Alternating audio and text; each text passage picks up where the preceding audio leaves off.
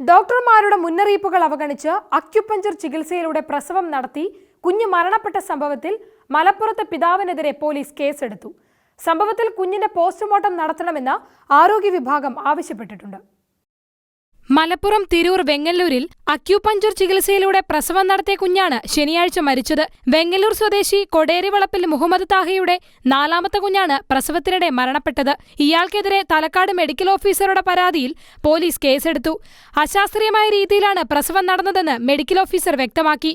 മുഹമ്മദ് താഹയുടെ ഭാര്യയ്ക്ക് സിസേറിയൻ രൂപത്തിലാണ് ആദ്യ 3 പ്രസവവും നടന്നത്. സിസേറിയൻ പ്രസവത്തിൽ അതൃപ്തനായ താഹ 4ാം പ്രസവം അക്യുപഞ്ചർ രീതിയിൽ നടത്താൻ തീരുമാനിക്കുകയായിരുന്നു. ഇത് അശാസ്ത്രീയമായ രീതിയാണെന്നും കുഞ്ഞിനും അമ്മയ്ക്കും അപകടമാണെന്നും മെഡിക്കൽ സംഘം വീട്ടുകാർക്ക് നിർദ്ദേശം നൽകി. ഇവർ പലവട്ടം വീട്ടിലെത്തി ബോധവൽക്കരണവും നടത്തിയിരുന്നു. എന്നാൽ ഇതെല്ലാം അവഗണിച്ച് താഹ വീട്ടിൽ തന്നെ അക്യുപഞ്ചർ പ്രസവം നടത്തി. ഇതറിഞ്ഞ സംഘം വീണ്ടുമെത്തി ഭാര്യയെ ആശുപത്രിയിൽ പ്രവേശിപ്പിക്കാൻ ആവശ്യപ്പെട്ടു. എന്നാൽ കുഞ്ഞ് ശനിയാഴ്ച മരിച്ചു. കുട്ടി മരിച്ച വിവരം ഇന്ന് രാവിലെ മെഡിക്കൽ സംഘം അറിഞ്ഞതോടെ പിതാവിനെതിരെ പോലീസിൽ പരാതി നൽകി. മുന്നറിയിപ്പ് അവഗണിച്ചാണ് ഇയാൾ പ്രസവം എടുത്തതെന്നും കുഞ്ഞിന്റെ പോസ്റ്റ്മോർട്ടം നടത്തണമെന്നും ആരോഗ്യ വിഭാഗം ആവശ്യപ്പെട്ടിട്ടുണ്ട്.